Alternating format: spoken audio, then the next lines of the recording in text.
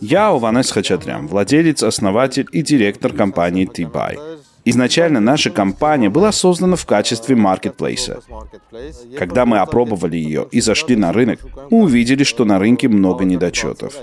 Получалось, что большие маркетплейсы, которые в свое время сталкивались с определенными проблемами, решали их очень поверхностно. Мы захотели решить эти проблемы по-нашему, и, углубляясь в решение этих проблем, мы доросли до IT-компании. На данном этапе мы поняли, что произвели более 150 инноваций.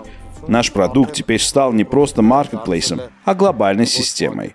Маркетплейс в нем составляет примерно 10%.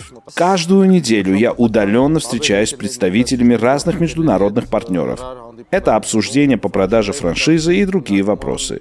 Поэтому мы решили, что кроме старта проекта в Армении, мы сначала зайдем на американский рынок, а потом на глобальный. Почему? Скажу прямо. Те люди, у которых есть новые идеи, новые решения, им нужна команда.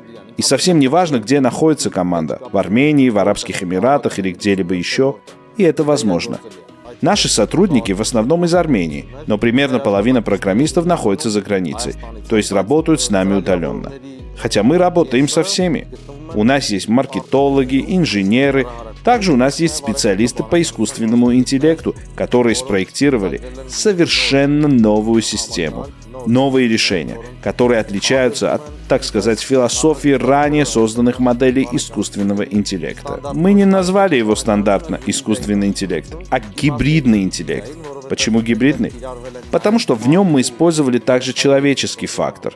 Когда рождается ребенок, как все мы учились с раннего детства, мы не повторяли, как нейронные сети, а мы сами учились.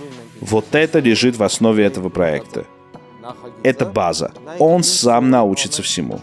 Наверное, только не будет ходить, но все остальное он выучит самостоятельно и будет развиваться. У нас очень сильные специалисты, так что вскоре ждите сюрпризов. То, что мы создали, покрывает почти 90% всей IT-сферы. Почти 90% финансовой сферы. Все, кто занимается маркетингом, или, как говорят, электронным маркетингом, знают, что первая часть второго. Facebook, Instagram, еще что-то. Все этим занимаются. Представьте себе, что очень скоро в этом не будет необходимости. То есть мы покрываем сферу маркетинга. Одним словом, почти любую сферу. Мы долго работали, но не давали старт проекту именно для того, чтобы довести его до совершенства. Хочу заявить, что T-Buy совершит революцию в сфере IT. И не только. В T-Buy есть довольно большое количество инструментов для предпринимателя, физического лица, для всех, чтобы упростить их работу и развивать бизнес, не тратя лишних финансов. В том числе у нас есть такие маркетинговые инструменты, чтобы даже человек, не имеющий понятия о маркетинге, сделав лишь несколько кликов мышкой, совершит весь процесс. Но возможно, что даже во время первого этапа мы запустим не эти клики мышкой, а нашего маркетолога, работающего на нашем гибридном интеллекте. Всю работу будет делать он.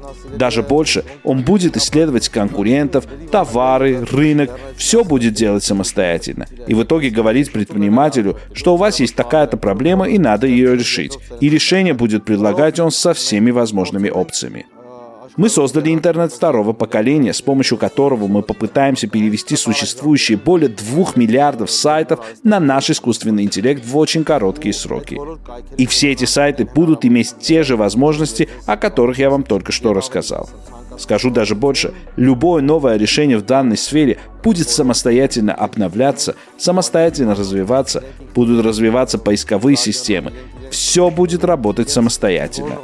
Поэтому мы так припозднились. Маркетинговые инструменты настолько развиты в T-Buy, что если, например, у вас есть какой-то товар, и на другом конце света есть желающий приобрести этот товар, система его найдет.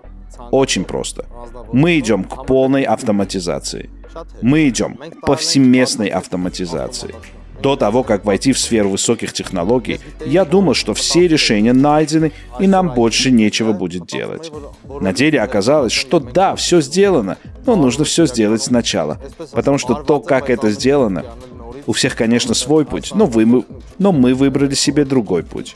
Всем тем 15-16-летним юношам и девушкам, которые решили пойти в IT, я однозначно рекомендую идти.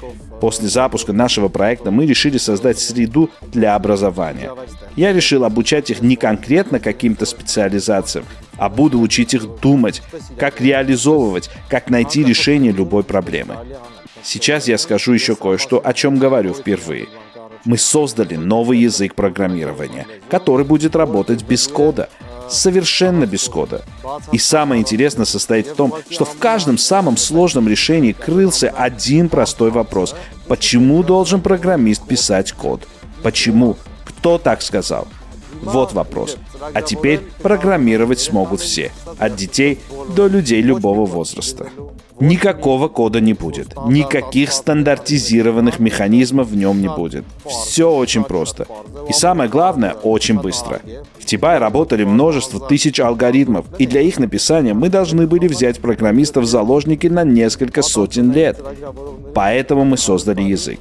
И вообще все то, что создавалось для T-BUY, мы доходили до момента, когда не могли найти решение. Потом мы его находили, и оказывалось, что данное решение можно использовать совершенно в других местах, поскольку проблема была больше. Армин, те мысли, которые я сегодня озвучил, услышав их когда-то, люди думали, что я сумасшедший. Когда я о них говорил, мне говорили: ты знаешь, что есть в мире то-то и то-то, что у кого-то большая компания, миллионы сотрудников. Я отвечал лишь одно: не количество решает. У меня всего лишь 30 сотрудников, но не количество главное, а качество. Главное, как они развивались. Потому что я старался разбить эти стереотипы в каждом из них, насколько это возможно. Это все возможно. Осталось ждать считанные недели до запуска.